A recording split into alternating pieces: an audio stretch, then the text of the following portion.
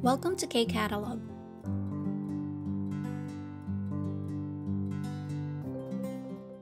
Level 3, Unit 7, Textbook, page 87. Nasa first grammar na tayo. Yung first grammar natin is dongsa, verb, plus 으라고 하다. And then may isa pa, dongsa or hyongyongsa, verb or adjective, plus 냐고 하다. Okay, so nandito naman tayo sa grammar kung saan magre-relay or magko-convey tayo ng message na narinig natin na sinabi ng iba, tapos sasabihin natin sa iba din. Or pwede din na yung action or yung pagkakadescribe natin is galing mismo sa atin, tapos i-relay lang natin sa iba. Okay, so yun yung gamit ng may mga ano na yan, no? Urago, nyago, jago, nandago. So bago natin i-discuss itong urago hada and nyago hada, let's have a quick review muna nung dalawang grammar na kamukha nito, no? So I can say nasa iisang category sila, no? Pagdating sa pag-relay ng message na narinig or pagsasabi sa iba ng statement, no, na narinig. Sa Unit 5, if maalala nyo, meron tayong grammar na na-discuss. So, ito is yung unahin natin si dongsa. So, dongsa plus 는 or 니은다고 하다. And then, pwede din siya kay hyongyongsa. So, adjective plus dago hada. Ayan. So, ito ang ginagamit mo na grammar kapag gusto mong i-relay yung sinabi ng ibang tao. And then, sasabihin mo din sa iba. So, relay ng statement. And then, sa Unit 6, yung another grammar na kapareho ng kategory ng ginagawa natin this time is yung dongsa plus jago hada. So, same, no? Nagre-relay ka rin ng message dito. Kaya lang, this time, yung pinaka-nire-relay mo is yung suggestion. Okay, may action na sinuggest. Tapos, kailangan kasama ka sa doer ng action. Okay, so note natin dito, doer, I plus yung other party, no? Kung sino man yung kasama mo na gagawa ng action. Okay, that's why naka-jago hada siya. So, yung ja, ito yung pinaka-hint mo, no, na kasama ako dun sa action. Ako at saka siya, or ako at saka yung kasama ko. Okay, so jago hada. Example, 먹자고 했어요. O, sabi ni ganito, kumain daw kami. So, dito na tayo kay urago hada and nyago hada. So, check muna natin yung explanation dito. Sabi, 다른 사람에게서 들은 명령, 질문의 내용을 전달할 때 사용한다. So, again, pag sabing 전달, ibig sabihin to relay, no? Yan. So, sasabihin mo daw sa iba kung ano yung narinig mo from the other person din, no? Narinig mo din sa iba na utos, so ito yung point naman this time, yung command or yung question. So, command, 명령, and then 질문, question. Sige, so dito sulat natin, dongsa plus 으라고 or 라고 하다. So, ito kapag 명령 or command. So, kapag ang i-relay mo ay command, no? O, sabi ni ganito, gawin daw natin to. Utos ni ganito, ganito daw. Yan. So, dito sa urago-urago hada, pwedeng kasama ka sa doer, pwedeng hindi din. Okay? So, dito lang tayo kay jago yung importante, kasama ka dyan. So, next one, yung nyago naman. So, pagdating kay dongsa or hyongyongsa plus nyago hada, so, ito, ang nire-relay mo naman this time is yung question. Okay? So, ano yung tinanong? Tapos, ano mo lang, no? Ikukwento mo lang or sasabihin mo lang sa iba yung tinanong ng ibang tao. Yan. So, tingnan natin yung mga example para mas maintindihan natin. Sabi, ane bangsong. Ane bangsong, ibig sabihin announcement. Tapos, ang sabi, 곧 공연이 시작됩니다. So, ito yun, no? Yung announcement na nalabas sa speaker. Anong sabi? The performance will soon start. Okay, so yung got, no? Almost or soon. tapos, 가지고 계신 휴대전화의 전원을 모두 꺼주시기 바랍니다. So, ano yung inuutos? Please turn off all mobile phones. So, ayan. 휴대전화, mobile phones, 전원을 모두 꺼주시기 바랍니다. So, yung 꺼주시기 바랍니다, yan, sinasabi na, pakipatay na nga daw yung mga mobile phone. 모두, lahat. So, lahat ng dumating doon to watch the performance, ayan, kung meron silang phone, yan, it's time to turn off. Para nga naman, hindi na makaka-istorbo. Tapos, ano yung sabi ni Ena dito? 지금 안에 방송에서 뭐라고 했어요? So, tinanong niya, just now, ano yung sinabi dun sa announcement? So, hindi niya siguro masyadong narinig or naintindihan, kaya tinanong niya, ano daw yung sabi dun sa announcement? Sagot si Jason, 곧 공연이 시작되니까 휴대전화를 끄라고 했어요. Sabi niya, inulit lang niya, no? Sabi, mag-start na daw yung performance. Kaya, pakipatay na daw yung mga mobile phones. So, take note, no? Yung naka-red dito. Yung ating kuda na dongsa. So, this is to turn off. Yan. So, dahil utos siya, so, ang ginamit is ragu. Kaya, naging 끄라고 했어요. Okay, so again, pag ragu, command. Tapos kapag nyago, question. Now, dito tayo sa Yemun. So, usapan ulit. Sabi ni Ga, 한국 친구들이 처음 만나면 어떤 질문을 자주 해요? So, ibig sabihin, if it's your first time to meet your Korean friends, what question they usually ask? So, yun yung ibig sabihin niya, no? So, sagot ni na, 한국어를 얼마나 공부했냐고 해요. So, dito, siga, nagtatanong siya, no? Kaya, ang ginamit this time is nyago hada. So, si hada, nakaheyo lang. So, again, 공부 hada, yung word na ginamit. So, again, that is dongsa. 공부 hada. And again, dahil yung nire-relay niya is kung ano yung tanong, kaya nyago hada yung ginamit. Ito naman, sabi, 친구가 저에게 K-pop을 좋아하냐고 했어요. So, ano ibig sabihin niya? Yung kaibigan ko, tinatanong niya sa akin kung gusto ko daw ba ang K-pop. Yan. So, dahil tinanong siya ng kaibigan niya, ang ginamit niya is nyago hada.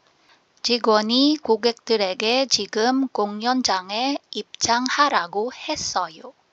So, dito, yung ginamit muna na word, 입장하다. So, ito ay another dongsa. So, ibig sabihin, to enter, no?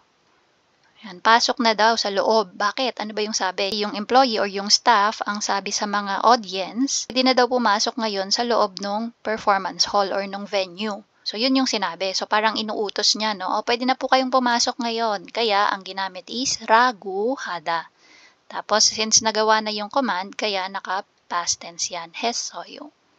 Okay, so I hope nasundan nyo, no? Pagdating sa rules natin, si ragu hada and ragu hada, kay verb lang siya applicable. Kasi utos, no? Usually, pag utos, action naman yung sinasabi, kaya kay verb lang. So, ragu kapag merong batchim. Kapag wala namang batchim, ragu. And again, si ragu-ragu kapag command or utos yung i-relay. Tapos, kay nyagu, so dito, pwede siya kay dongsa, pwede din siya kay yongyongsa. Pero, yung rule niya, it doesn't matter kung may batchim or wala, no? May batchim or wala, same lang, nyagu hada. Tapos, question, no? Kapag ang i-relay mo is question. Okay? So, I hope nasundan. Tapos, may tip tayo sa baba. Ang sabi, 동사 으라고 하다의 부정문은 동사 지 말라고 하다를 사용한다. So, ano ibig sabihin nun? Sabi, dito sa command, yan, yung 으라고 하다 na command, kapag gagawin mo daw siyang negative. So, 부정문. So, ito yung mga negative or yung not. Okay, kapag not daw yung sasabihin, 지 말라고 하다 yung idudugtong. So, instead na 으라고 hada, ang gagamitin is 지 말라고 hada. So, paano yung example nun? Gawin nating negative itong mga nasa example natin. Unahin natin tong si 끄라고 했어요. Again, ano yung ibig sabihin ni Jason sa sinabi niya? Patayin na daw yung mga mobile phones. So, babaligtarin natin, gagawin nating negative. Sabihin na daw is, wag daw patayin. Okay? So, do not turn off your mobile phones. So, kapag ganon, so, ibay natin ang kulay para hindi tayo malito. So, ito na, no? Negative na siya. Magiging and then 지 말라고. 끄지 말라고 했어요. So, ang ibig sabihin na niyan, huwag daw patayin. Okay, kabaligtaran na. Okay, saan pa ba? Ito, sa 공부했냐고. So, ito, 공부했냐고, since hindi naman siya 으라고 하다, hindi natin yan gagalawin. Dito tayo kay 입장하라고 했어요. Ayan. So again, ibig sabihin pasok na daw no dun sa venue. So gagawin natin siyang negative, wag daw pumasok sa venue. So paano 'yon? Magiging 입장 ha and then magiging 지 말라고. And then 했어요. Okay? So ibig sabihin na niyan this time, wag daw pumasok sa venue. So, yun po yung gamit ng tip dyan. Now, para sa activity natin, nilagay ko na ulit yung ating grammar rule para hindi tayo malito. Sabi sa instruction, check natin yung example. So, dito, we have si Lamin, and then may sinabi siya, no? 공연이 몇 시에 시작해요? So, nagtatanong siya kung anong oras daw ang start ng performance. Tapos dito, yung question, 라민 씨가 뭐라고 했어요? Ano ang sinabi ni Ramin? Tapos yung sagot, 공연이 몇 시에 시작하냐고 했어요. So dito, take note, yung 공연이 몇 시에 시작했어요. So yan, no? Since naka-question mark siya, nagtatanong, so question, ang ginamit is 냐고 하다. 시작하냐고 했어요. So dahil nire-relay yung kung ano yung sinabi ni Ramin, naka-했어요 na si Hada. Okay, so dito gawin natin yung number 1. So yung question, magiging same lang yung format, no? Mapapalitan lang yung pangalan. So for number 1, ang question is 이ring 씨가. So dito, no? 이ring 씨가. Tapos same, 뭐라고 했어요? So yan, no? And then pagdating naman sa answer, so una, check natin kung ano yung sinabi ni Iring. Command ba yun or question? So, dahil naka-question mark, tanong siya.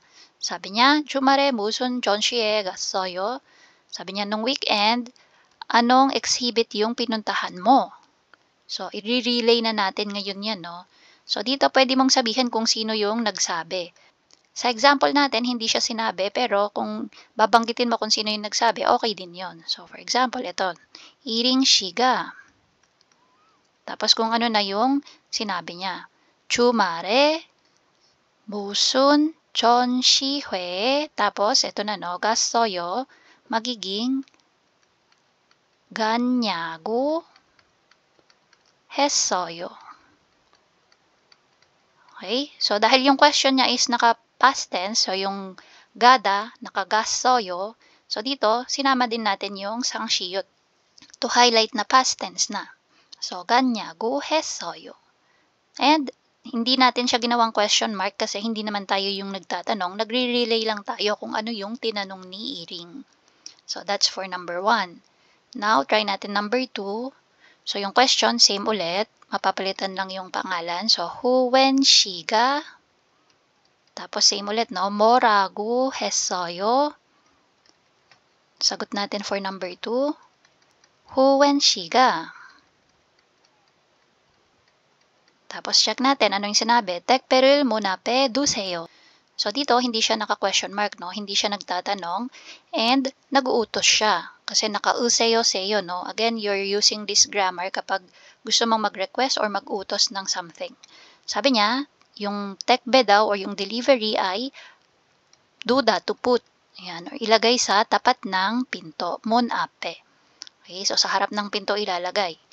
Relay na natin. Huwen shiga tekbe를 문 앞에, tapos yung duseyo magiging duda. So ito yung basic form niya, no? Duda, to put. Since wala siyang batchim and command siya, yung gagamitin natin is yung ragu hada. Ayan. So ragu 했어요. Sabi ni Huwen, pakilagay daw sa tapat ng pinto yung delivery. Next, number 3. Gwajangnim. So, si Gwajangnim ay mataas na tao, no? Position niya Gwajangnim. Kaya dapat gagamitin natin yung nopimal or yung honorific pagdating kay Gwajangnim. So, yung question, Gwajangnim. So, instead na i or ga, pwede nating sabihin keso. So, ito yung honorific form ng i or ga. So, Gwajangnim keso. So, dito isulat ko lahat, no? So, 뭐라고. And then, yung 했어요, since si Gwajangnim ito, gagawin natin siyang honorific. So, magiging 하셨어요. So, yung ushida-shida na grammar, no? Pag honorific. Tapos, yung question, and then, yung sagot natin this time, 과장님께서. tapos, ito na. 내일 회의가 있으니까 모두 참석하세요. So, again, nag-uutos siya. Hindi siya nagtatanong. Sabi niya, bukas, meron tayong meeting, kaya umattend kayong lahat or mag-join kayong lahat. So, re-relay na natin. Sabi ni 과장님, bukas may meeting daw, kaya umattend daw ang lahat. 과장님께서 내일 회의가 있으니까 모두, then si 참석하세요 magiging 참석하다. So, yung original form niya is 참석하다, verb. So, dahil wala siyang 받침 and utos siya, so, ragu ulit yung gagamitin natin. 참석하라고. Then, pagdating dun sa hada, since si 과장님 yung nag-utos, instead na 했어요, magiging 하셨어요. Okay, so that's for number 3. So, I hope nakita nyo kung kailan natin ginagamit si nyagu hada, again, kapag question. Yan. Pero, since nire-relay natin, hindi na question mark yung ating ilalagay. Period na lang, kasi nagre-relay lang tayo, no? And then, kapag, command, so, ragu or uragu. Tapos, you have to check first, kapag command, kung may batching ba or wala yung verb na dudugtungan mo. Pero pag kay question, pwede siya kay verb, pwede siya kay adjective, and it doesn't matter kung may batching or wala yung dudugtungan na verb or adjective. Yan. So, I hope hindi tayo nalito and naintindihan natin yung gamit nito. Gawin natin tong number 2. Sabi, 여러분의 가족, 친구, 직장 동료가 여러분에게 무슨 말을 자주 하는지 이야기해보세요. Kapag-usapan daw or sabihin mo kung ano yung madalas na sinasabi sa iyo ng iyong family, friends, or yung mga katrabaho mo, no, colleagues. So, dito yung example niya, 부모님께서 저한테 자주 연락하라고 해요. Ibig sabihin, yung mga magulang ko, sabi sa akin, dalasan ko yung pagtawag or pag-contact sa kanila. So, yun yung utos sa kanya, no? Kaya, ragu yung nilagay. So, dito naman, second example, 고향 친구가 저한테 고향에 언제 오냐고 해요. So, dito, nagtatanong naman yung mga kaibigan niya dyan, no? Kaya ginamit is nyagu. So, sabi niya, tinatanong ako ng mga kaibigan ko dun sa lugar namin. So, 저한테, no? Sa akin, tinatanong. Kung kailan ako uuwi. So, yun yung ibig sabihin nung 고향에 언제 오냐고 해요.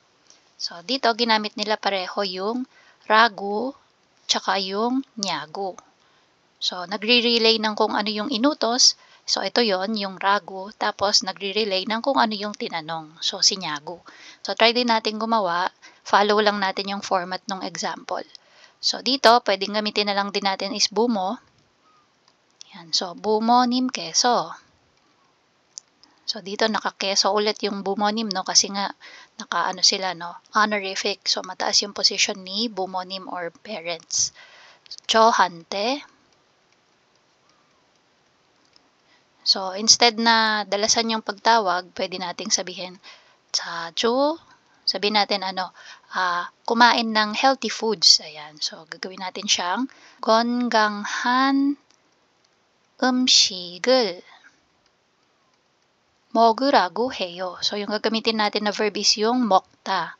So, 먹, dahil meron siyang batchim na giyok, so, 으라고. 먹으라고 해요. So, that's for ragu heyo. Gawa naman tayo nung sa nyagu. So, ang naisip ko naman, yung madalas na sinasabi sa akin ng husband ko, and malamang makaka-relate din yung mga may asawa dito. So, yung usual na tinatanong everyday, halos everyday tinatanong, anong kakainin natin? Diba? So, yun. Gamitin natin. Instead na goyang chingu, so, gagamitin ko si 남편.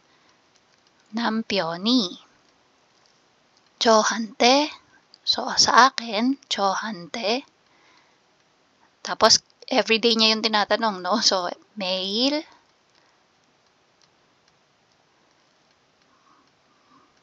뭘, so ito, no? Yung muwas을, pinaiksi lang, kaya naging mol. Tapos, 먹다 pa rin yung gagamitin natin na verb. So, yung 먹다, madadagdagan ng nyagu naman this time. 뭘 먹냐고 해요.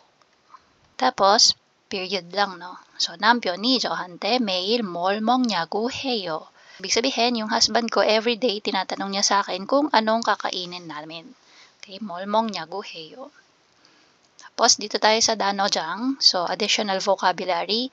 안내 방송, again, ibig sabihin nito is yung announcement or advisory. And then, 전원을 끄다, ibig sabihin to turn off yung power, no? Yan, turn off or power off. And then, 입장하다, to enter. So, pasok ka na dun sa venue. And then, 택배, so delivery or package. Tapos, yung ating 참석하다. So, again, ito is to join or participate. So, again, ito yung grammar natin for 으라구라구하다 and 냐구하다. And that's it. If you find this video helpful, please hit the like, share, and subscribe button. So I still hope to see you in the upcoming videos, and again, thanks for watching.